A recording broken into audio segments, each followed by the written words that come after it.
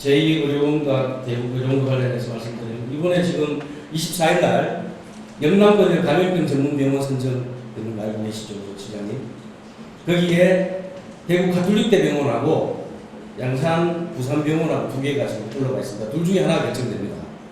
대구 가톨릭대병원이 영남권의 감염병 전문병원이 결정이 되면 그나마 대구에 또 하나의 감염병 전문병원이 생기니까 괜찮은데 제2의료원을 만들지 않고 대구의료원으로서 모든 것을 하다 보면 대구의료원이 이번 사고에서 그러니까 코로나19에서 나왔듯이 대구의료원이 청도 대남병원이 안 되리라는 보장이 없습니다. 그랬을 경우에는 대구의료원이 둘중 역할을 하지 못합니다. 그럼 그때는 어디를 기준으로 이 감염병을 대비하실 건지.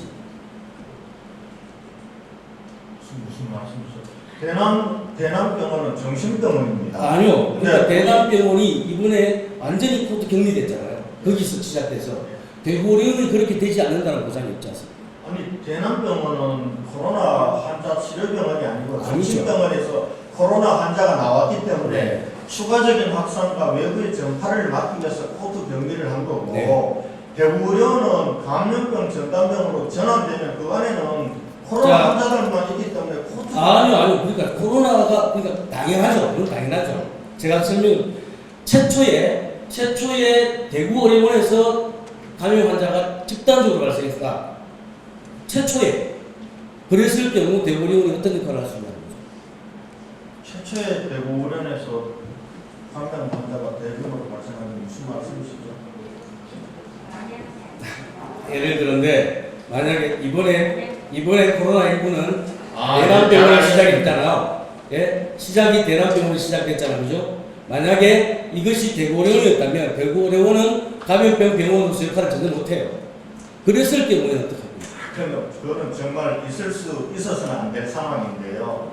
병원들이 코로나19로 집단 감염이 돼서 병원 기능이 마비되면은 그 대구의료원이 그런 상황이 있어서는 안 되겠죠. 그러나 설사 만에 하나 그런 상황이 온다 할 경우에는 저희가 이번에도 대구 동산병원은 환자를 다 소개하고 전담병원으로 전체를 대구 동산병원은 코로나 전담병원으로 했습니다. 그리고 지역에 있는 나머지 9개 병원들도 전부 병동들을 코로나 전담병원으로 전환했기 때문에 이 대응을 할 수가 있었던 겁니다. 그러니까 대구의료원만으로 우리가 이걸 막을 수 있다라고 생각하는 건 불가능한 얘기입니다.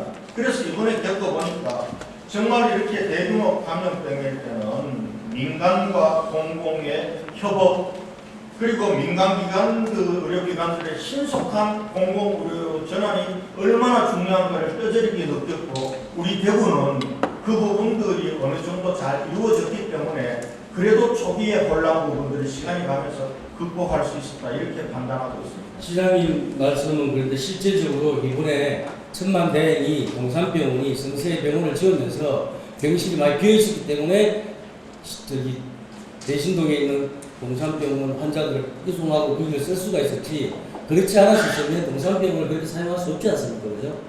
그것을 기회가 좋아서 썼던 병원을 그렇게 다시 사용할 수 없기 때문에 그야 대비는 당연히 해야 되는 거죠. 대비를 하고 있습니다. 그래서 2차 유행 지금 그 먼 얘기가 아닙니다. 만약에 2차 유행이 올 경우는 지금 9월이든 10월이든 연말에도 온다는 거 아닙니까? 뭐 대구의료원을 짓는 계획을 세우기 전에도 그런 사태가 올 수 있습니다.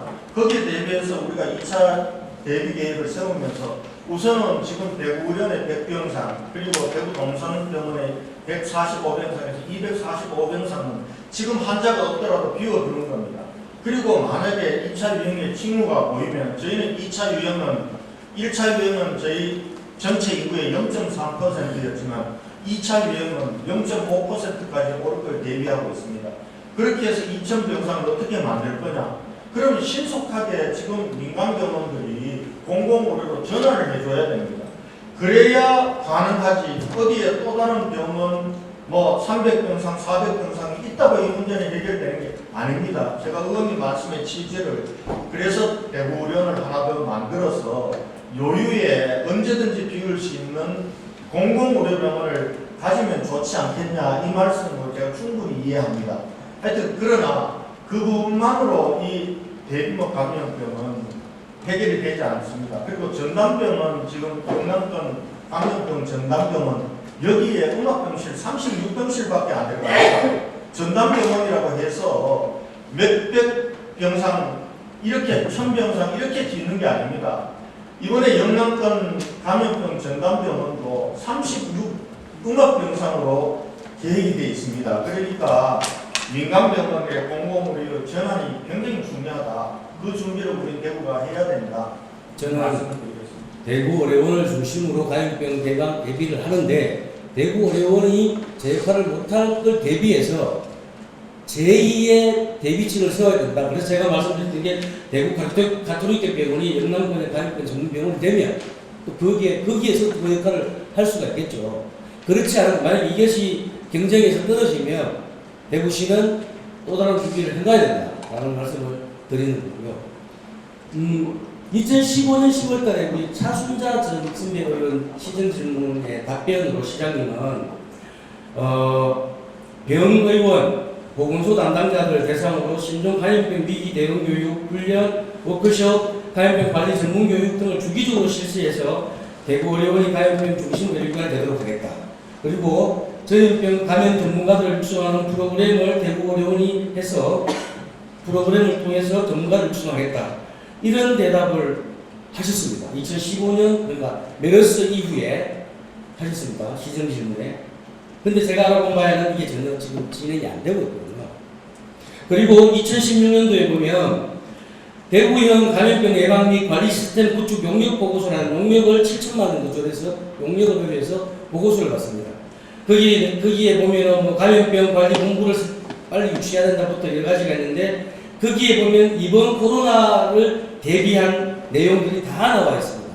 하지만 그것이 제대로 진행이 된 것 같지는 않습니다. 거기에 보면 결론적으로 보건건강과 조직으로는 한계가 있으니까 감염병 관리본부를 조속히 유치해서 광역단위의 전문 인력을 충분히 확보해야 된다.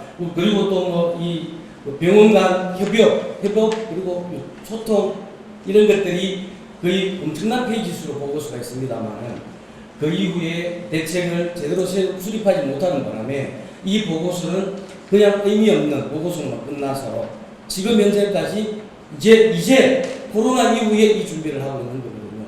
시장님 여기 시정 질문 답변과 보고서에 대해서도 한번 말씀해 주시죠. 저희들이 준비를 한다고 했습니다만은 의원님 지적처럼 부족한 점이 있었다고 생각합니다. 이거는 저희뿐만 아니라 우리 대한민국의 총체적인 감염병 대응에 대한 부재라고 봅니다. 솔직히 말씀드리면 이번에 우리가 대구에서 대한민국 대유행이 시작되기 전에 우리는 우한을 목격을 했습니다. 그럼에도 불구하고 저희가 솔직히 메르스 매뉴얼을 그대로 가지고 있었습니다. 환자가 발생하면은 1인 1음압 병실에서 치료하는 게 대구에 대유행 오기 전 2월 18일까지의 상황이었습니다.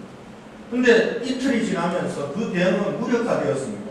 그래서 우리 대구시 의사회와 전문가들과 시에서 빨리 이 매뉴얼부터 바꿔야 된다고 해서 사흘 만에 첫 번째 매뉴얼이 바뀌어진 것이 코로나 환자를 음압병실이 아닌 일반 병실에서 치료할 수 있도록 바뀌어졌습니다. 이랬습니다. 우리가 저희 대구시도 물론 대응이 준비가 부족했다는 인정합니다. 물론 코로나 메르스 사태를 거치면서 음압병실을 확충하기 위해서 음압병실도 25병상으로 늘리는 일도 있었고 했습니다. 그러나 역학조사관도 제대로 충분히 준비하지 못했고 이런 부분들이 있었기 때문에 이런 코로나를 겪으면서 우리가 배우는 것은 경험만큼 소중한 스승은 없구나라는 걸 다시 한번 배우게 됩니다. 그래서 그런 부분과 관련해서 앞으로 꼼꼼히 준비하겠다 이런 말씀을 드리겠습니다.